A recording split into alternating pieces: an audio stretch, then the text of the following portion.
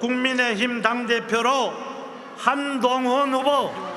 국민의힘 신임 당대표로 선출된 한동훈 대표가 결과가 발표되자 손을 번쩍 들어올립니다. 이어 당기를 인수인계받으며 힘차게 흔듭니다. 한 대표는 과반인 62.8%를 득표해 2위 원희룡 후보의 18.9%를 훌쩍 넘기면서 압도적 과반으로 결선 투표 없이 승부를 결정지었습니다. 한 대표는 수락연설에서 국민 눈높이에 맞는 새로운 변화와 대통령실과의 관계 설정, 민심을 강조했습니다.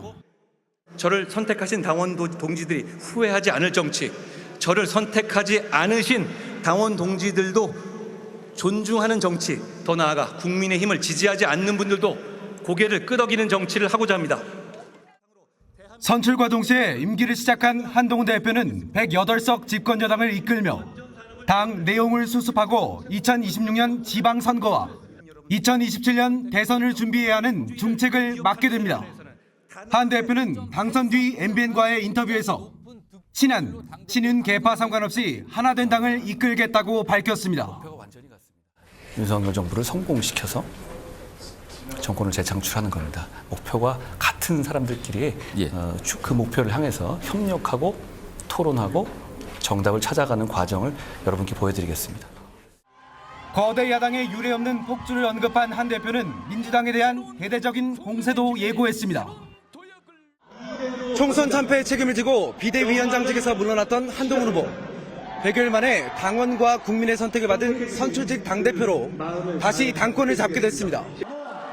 국민의힘 전당대회는 자폭 전당대회란 오명까지 들은 만큼 치열했습니다.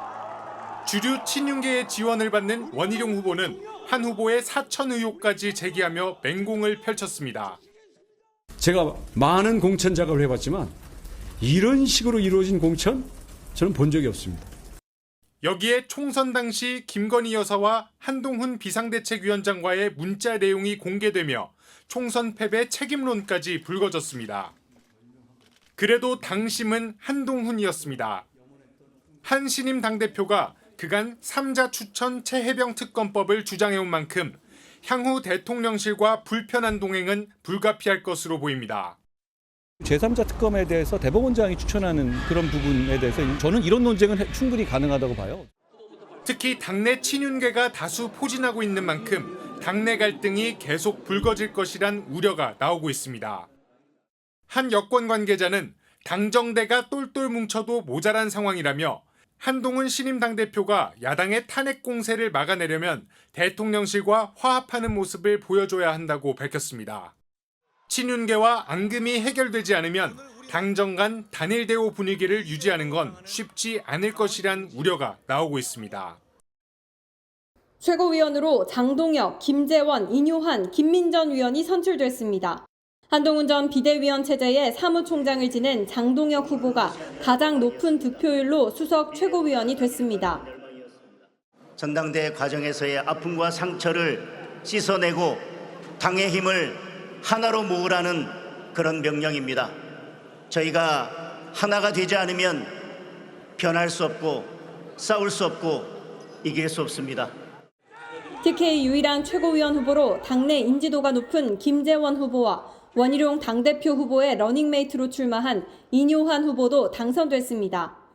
친한계 박정훈 후보는 4위에 올랐지만 여성 최고가 포함돼야 하는 당헌 단규에 따라 유일한 여성 김민전 후보가 당선을 확정했습니다.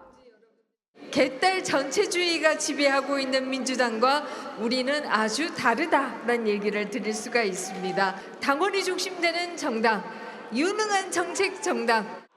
청년 최고위원회는 올림픽 사격 금메달리스트로 인지도가 높은 진종호 후보가 당선됐습니다. 이 분열되고 상처 입은 우리 국민의힘을 살리고 새로운 변화의 시작을 이 청년의 열정과 패기로 앞장서겠습니다, 여러분. 청년 최고를 포함한 선출직 최고위원 5명 가운데 2명이 친한계로 당대표를 포함한 지도부 9명 중 절반이 친한 인사로 꾸려졌습니다. 다만 새 지도부가 대부분 초선의 원외 인사로 당내 장악력엔 취약할 수 있다는 분석이 나옵니다. 당장 야당의 특검 공세에 원외에서 할 수 있는 역할은 제한적이기 때문입니다. 2년 임기의 새 지도부는 내일 현충원 참배를 시작으로 모레 첫 최고위 회의를 열어 본격적인 활동에 나설 예정입니다. 결국 한동훈 후보가 신임 당대표가 됐습니다. 당신과 민심 모두가 한동훈 당대표를 선택한 이유 뭘까요? 네, 결과적으로 막판 공소 취소 발언 논란과 그동안 제기된 의혹들 모두 당신과 민심을 흔들지 못했습니다. 네. 무엇보다 총선 참패 후 정부와 당의 위기 상황이 표심에 가장 큰 영향을 미쳤다 분석입니다. 이대로는 당장 10월 보궐선거와 2026년 6월 지방선거, 2027년 대선도 어렵다는 위기감이 팽배한 겁니다. TK 한 의원은 정권 창출에 기여해온 TK 민심은 오히려 냉정하다며 당의 변화와 윤정부의 성공 그리고 민주당에 맞설 적임자를 선택한 것이라고 말했습니다. 이제 당권은 잡았습니다. 하지만 당대표가 된 이후가 더 문제일 거라는 얘기가 참 많았잖아요. 나경원, 원희룡 후보와 감정이 상할 정도의 설전도 오갔고요. 이걸 어떻게 수습하죠? 그 당내 의원들에게 좀 물어봤어요. 물어보니 감정적인 앙금이 바로 사라지기는 어렵고 하지만 결국에는 화합할 것이라는 의견이 많았습니다. 당을 깨려는 게 아닌 이상 표면적으로는 봉합 절차를 보인다는 겁니다. 중요한 건 한 대표가 새 후보를 어떤 메시지와 방식으로 포용하느냐인데요. 당 특위를 구성해 일정한 직책을 맡기면서 정책적 연대를 이루는 방안 등도 거론됩니다. 네. 한 중진은 당대표가 된 이후 정치인 한동훈의 역량이 그대로 드러날 것이라고 말했습니다.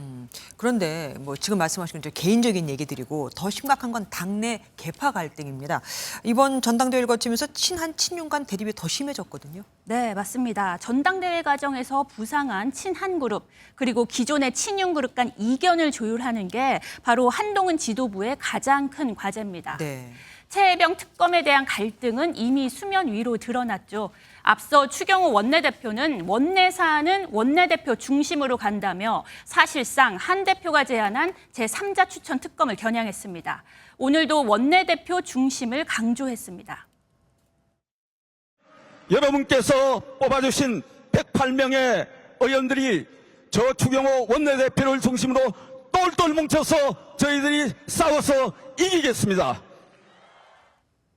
김건희 여사 특검, 의정 갈등 문제 등 최혜병 특검 말고도 부딪힐 만한 현안은 산적해 있는데요. 네. 한 대표는 당대표로 선출된 이후 MBN과의 인터뷰에서 바로 김 여사 특검을 언급했습니다. 검찰이 수사 방식을 정할 때 국민의 눈높이를 조금 더 고려했었어야 하지 않나 하는 생각을 제가 합니다. 이런 점에서 친윤그룹이 한동훈 지도부의 결정에 일일이 반대하고 또 주도권을 쥐려는 방식으로 한동훈 흔들기에 나설 수 있다는 관측도 나옵니다. 하지만 지금 말씀하신 대로 당권을 쥔 건 한 대표입니다. 한 대표 가만히 있지 않을까요? 네, 당내에서 친한으로 분류되는 의원 약 10명 정도 됩니다. 네. 윤석열 대통령의 제2요구권 행사로 국회로 넘어온 최혜병 특검을 재표결할 때 8명만 더 찬성하면 통과가 가능하죠. 충분한 반란표가 될 수 있지만 친한과 친윤 모두 당이 쪼개지는 극단적인 무리수는 두지 않을 것이란 분석이 많습니다. 그러니까 결국 당정 관계가 앞으로 어떻게 되느냐에 따라서 계파 갈등 양상도 달라지지 않겠습니까? 네, 당내 한 인사는 대통령실이 어떠한 시그널을 보내느냐에 바로 이 계파 갈등이 달려 있다고 말했습니다. 네. 윤 대통령과 한 대표는 오늘 전당대회에서 눈을 마주치며 인사하긴 했는데요. 일단 당장 충돌하진 않을 것이란 관측이 우세합니다. 한 대표가 당대표로서 윤 대통령에게 인사를 전하는 절차에 따라 대통령과 한 대표가 자연스럽게 만날 것이란 관측입니다. 민주당이 대통령 탄핵 국면을 조성하고 있고 또 한 대표도 안정적인 당 운영이 필요한 만큼 당분간 긴장 관계 속에서 이견을 조율할 것으로 보입니다. 다음 달 민주당이 본회의에서 재표결에 나서는 최혜병 특검법 처리 이유가 바로 당정 관계 첫 번째 시험대가 될 것이란 전망입니다.